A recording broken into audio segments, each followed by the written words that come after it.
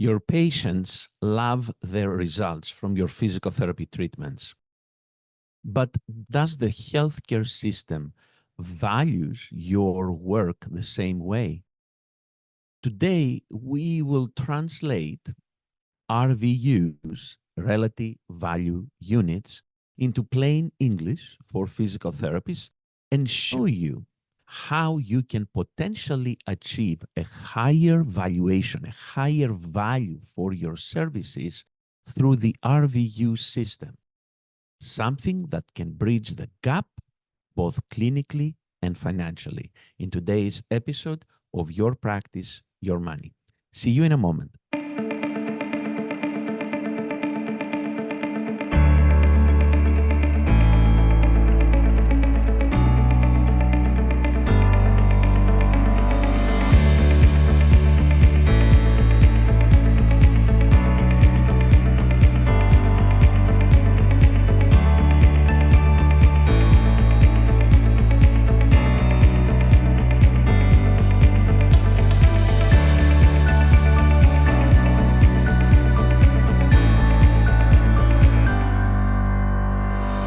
Welcome to Your Practice, Your Money, where clinical success meets financial freedom. And I'm your host, Dr. Dimitrios Kostopoulos. If you find this episode helpful, please subscribe on Spotify, Apple Podcasts, and anywhere else you listen. And also, please share it with a colleague. This is how we can disseminate to the profession the messages that we bring forward. Well, today, we will discuss about RVUs and will RVUs survive in a value-based future, and how physical therapists can win.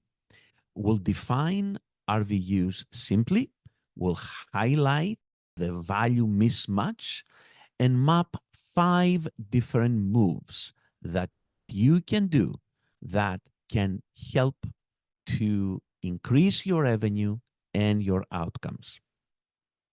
What is an RVU?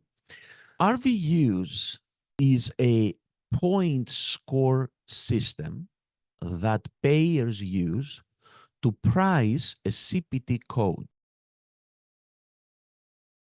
It's built from work, practice expense, and malpractice costs. This is what they use. They use these parameters to create this scoring system, the relative value unit system. But there is a hidden math to it. If you are getting paid, let's say from an insurance, a flat fee per code, the price that they pay you came likely from an RVU value times a specific conversion factor that the insurance company has put together, times a value for the geography. In other words, you may perform exactly the same service to exactly the same patient, but because your location, your zip code of your practice is different than the zip code of a different practice, there will be a geographical difference for providing the service in one zip code versus a different zip code. Typical physical therapy treatment, CPTs, have modest RVUs. However, diagnostic testing CPTs, such as electromyography, nerve conduction studies, ultrasound, they are generally valued with higher RVUs because of the higher technical skill they include, the time, the equipment, and the risk. And all those make up higher values, higher RVUs, leading to significantly higher reimbursements for the utilization of those diagnostic testing codes.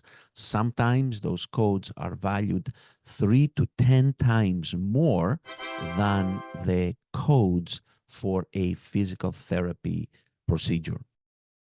Is the system then, that's the real question, valuing your services as much as your patients do? and how you can speak the system's language to get paid like it. Patients value, right? Patients feel less pain with what you provide them. They regain function. They are able to work faster. They return back to sports. They can enjoy the time with their family because of your services. You provided them freedom from pain and freedom to move and freedom to function. That is a huge perceived value. So that is how the patients value your service. Now, how about the system? How the system values your service? Well, they don't look at that. What they look is the payment on specific code values. So there are MPPR edits, there is the authorization of the services, documentation that you have to write, and increasingly outcomes-based valuation, access in various areas for different providers, and experience. There is a mismatch there. You can deliver life-changing care for your patients, but you face flat per unit rates. That's why blending RVUs with value metrics does matter. And that's how diagnostics can change the math. Really, they can bring the value back to where it belongs, to you. How is the RVU scoring and the financial dollar pipeline? RVU score is based on dollars through a conversion factor and those geographical adjusters that I just spoke about earlier. So why some codes pay more? Well, they have more complex work. They require higher practice expense and risk. And therefore, that increases the total value of that RVU. On the other hand, although certain services require much less work, much less effort, their RVU value tends to be much higher compared to other CPT codes that they require a lot more work, a lot more effort, and yet their RVU value is lower. That's the unfortunate thing. So think about this. Billing for physical therapy CPT codes, you need to get prior authorization. You're going to have perhaps to submit an initial evaluation to the insurance carrier. You have to submit reevaluations. There are visit caps. There are MPPR considerations. There is limited number of visits that they will provide you. So all this effort to get RVU scoring and modest reimbursement for physical therapy. So valued at the national level, a PT visit averages around $97. And I know many of you, when I say $97, you say, are you serious? We've never seen $97 from PT. Yes, some practices do, and the average comes to about that level at a nationwide capacity. Well, compare that with doing, let's say, a single visit of diagnostic testing, EMG nerve conduction testing, that will take you about 45 minutes to perform. So that EMG and nerve conduction and potentially a 15-minute MSK ultrasound carries much higher RVUs than your routine therapy codes. And in 9 out of 10 times, it requires no authorization by the insurance carrier. It does not require any number of visits rather than a single visit. And that significantly raises the average revenue per patient, while, of course, increases and improves clinical precision. That's a rare win-win, better care and better payment. So what are the clinical wins that payers understand, right? Faster, accurate triage, Musculoskeletal ultrasound distinguishes tendons, joints, bursa, muscle problems in real time. It guides targeted loading, and in some cases, when you do dry needling, it can guide the needle insertion. Electromyography, nerve conduction studies, clarifies conditions such as radiculopathy, peripheral entrapment neuropathy, polyneuropathy, and the exam results are certain. They are precise.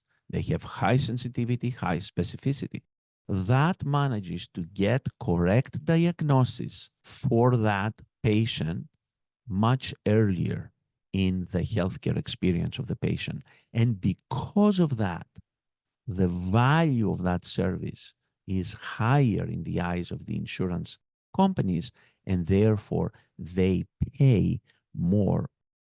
So adding appropriate diagnostics in your practice increases the mix of higher valued CPT codes.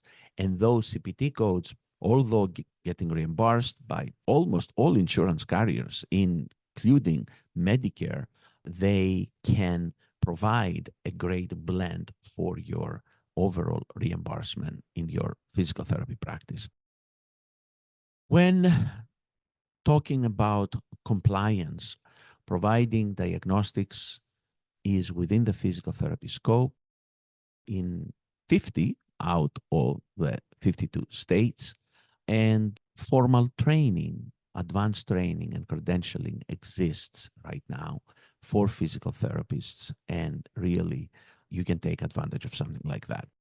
All right, what are 5 moves for your physical therapy practice that can lead to better RVUs and higher reimbursement for your practice? Number 1, you can blend incentives for your staff. So don't pay your staff only on units.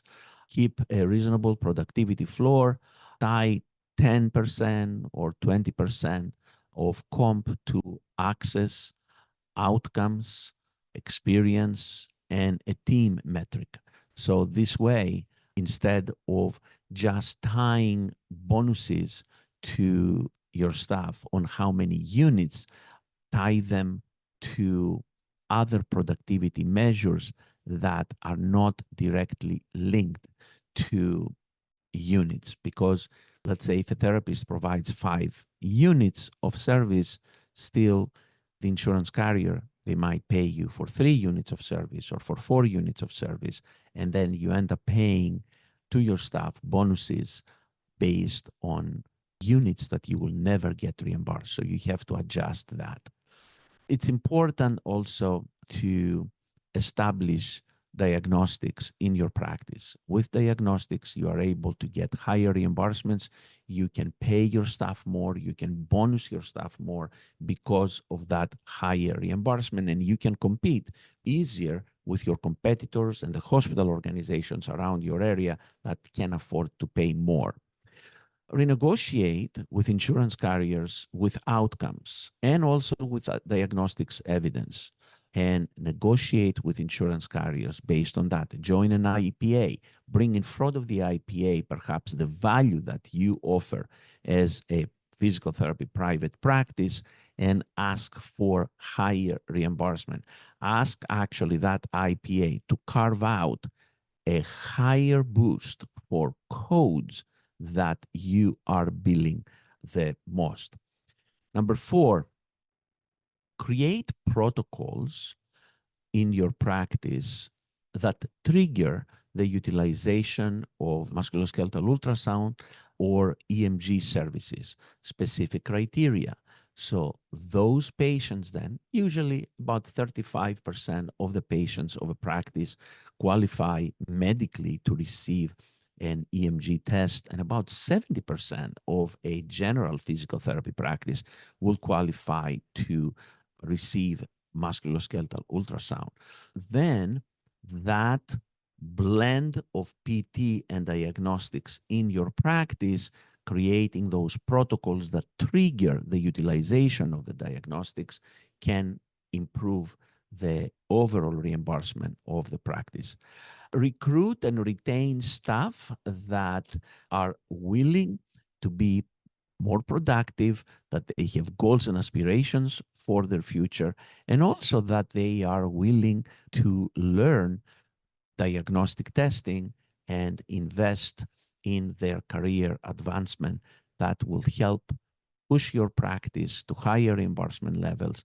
And along the way, they can also have a career advancement and better pay for their work. Your patients already value you. To get paid like it, you have to speak the system's language. Use diagnostics to get the right diagnosis early, tighten care pathways, and elevate your RVU mix. Then show payers your access, outcomes, experience, and cost results. So this can help your practice move to higher levels of reimbursement, higher bottom line, higher EBITDA for the future of your practice. If this helped, please follow and subscribe on Spotify, Apple Podcasts, and wherever you listen your podcasts. And please forward it to one of the PT owners who needs some of our strategies. So see you next week. Until then, keep building clinical success and financial freedom. Take care.